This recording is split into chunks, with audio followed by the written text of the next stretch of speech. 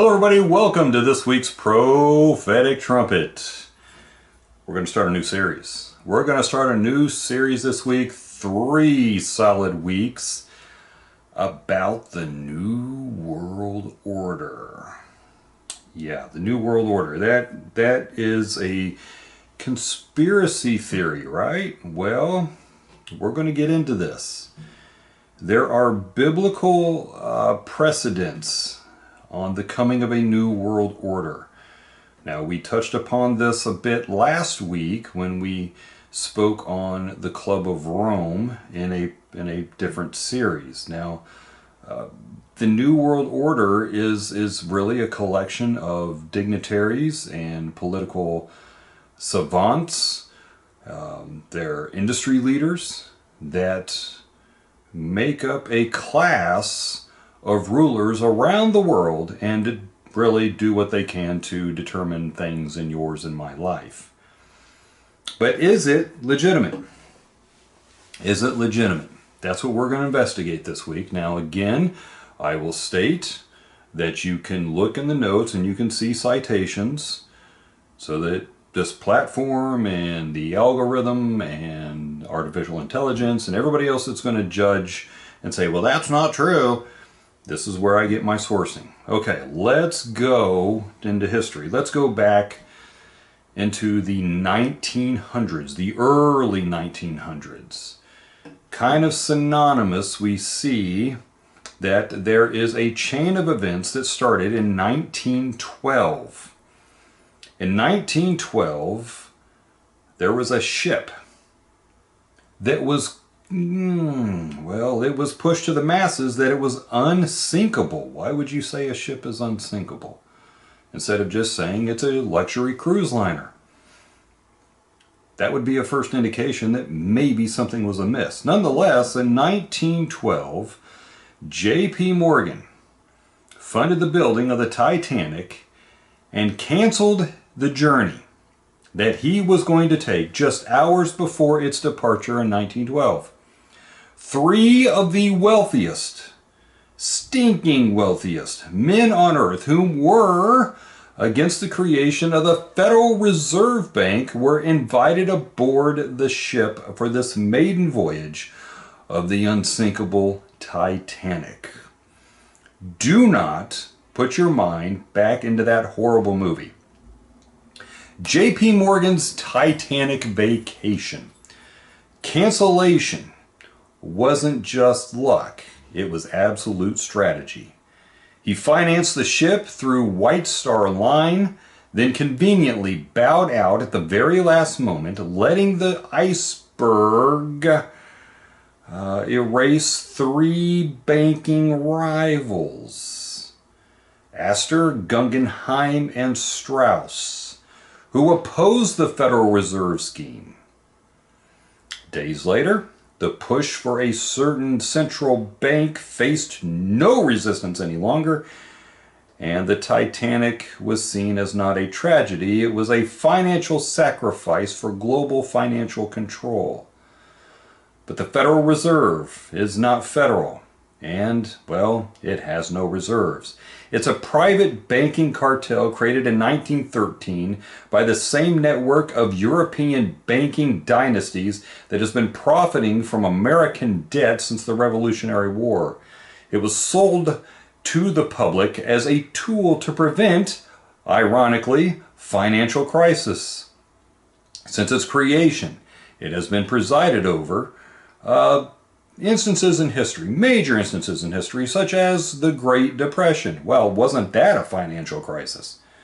The 1970s stagflation, the S&L crisis, the dot-com crash, the 2008 collapse, and the 2023 banking crisis. Oh, and the one that's coming next. It's never actually prevented a single financial crisis for the United States or the world, not a single one. It has, however, made its founders and its descendants extraordinarily wealthy. The same banking cartel that has assisted the British Imperial Empire to take over the Iranian oil fields in 1908 to fuel the British Navy and colonize the world. Colonizers, there's a word that the algorithm that is so politically correct is going to like. The same banking cartel that stifled Iran in the 1950s from nationalizing their oil so that the Federal Reserve could broker a deal with the Saudis and all the Middle East to settle all oil trade in United States dollars.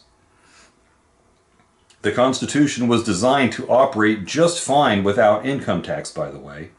We didn't even have one until 1913, ironically. Wow, just 1 year after the Titanic sinks. Huh. The country had done completely well and for a plenty long time without an income tax, and we can do it again. Now, this was a quote from former IRS special agent turned anti-tax activist Joe Bannister, who also says the U.S. doesn't need a federal income tax to survive, arguing that the nation survived without it, and it can do so again. Now, for the timeline here, isn't it ironic?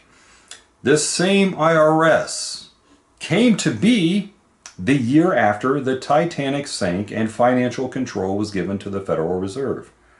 So 1913 was the year the trapdoor shut. They did not launch agencies. They built a cage for your wallet and your speech. The Federal Reserve printed the leash, and the IRS holds that leash. The FBI enforces the silence. By the way, the FBI was also formed in 1913. And then there is the Anti-Defamation League, which also came to be, ironically, in 1913, that polices thought crimes now. It is not a coincidence that the architects of this control move in perfect harmony with one another, and they turned a country into a company, into a corporation. You can see that in business textbooks. I ought to know. I have a certification in leadership for that kind of thing, and every one of my textbooks for organizational leadership and supervision had this very premise in it. You're an asset, but guess what? They're going to squeeze you out of every cent and then replace you with a younger, cheaper model. That would be the next generation. Now, KCR Allen, that's at KCR Allen, was found online with this. The Anti-Defamation League was founded in September 1913 by the Independent Order of B'nai B'rith, a Jewish service organization, in response to the conviction of the lynching of Leo Frank, a Jewish factory superintendent in Atlanta, Georgia. Frank was accused of murdering a 13-year-old girl by the name of Mary Fagan, also in 1913, obviously. Despite the commutation of his death sentence and to a life sentence by Georgia Governor at the time, John Slayton, Frank was dragged from his prison cell and lynched by a mob on August 17, 1915. Chicago attorney Sigmund Livingston proposed the creation of the Anti-Defamation League amid this backdrop of bigotry and intolerance, with its founding charter declaring a mission to stop the defamation of the Jewish people and to secure justice and fair treatment to all. Now, the organization aimed to combat anti-Semitic stereotypes of the media and in the entertainment industry, as well as public discourse, while broadening its scope over time to address all forms of bigotry, including discrimination and extremism. By the way, parents have been called extreme for showing up and opposing the school board once. But nonetheless, every efforts, including pressuring figures like Henry Ford to cease publishing anti-Semitic propaganda and opposing pro-Nazi activities in the 1930s, The ADL has also been weaponized against white people and Christians for over 100 years to allow a certain group of privilege to have more privilege than anybody else. So when you move the timeline, and this step-by-step formulation of this organization known as the New World Order, we saw the creation in 1920, 7 years after the formation of these organizations, of entities in the Middle East.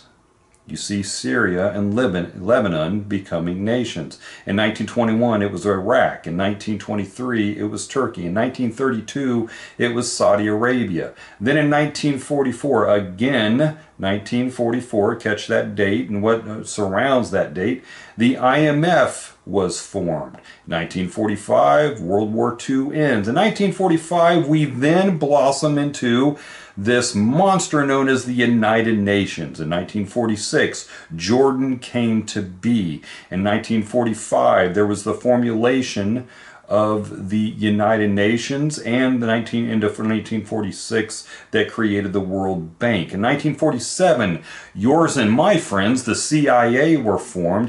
In 1948, Israel and the World Health Organization were formed. In 1949, Mossad and NATO were formed. Do you see how every event has been connected to the formation of the New World Order that we are dealing with here today and each and every aspect of our lives?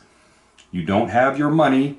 You are monitored by your TVs. You are monitored by your computers. You are definitely monitored by your little monster that you carry with you.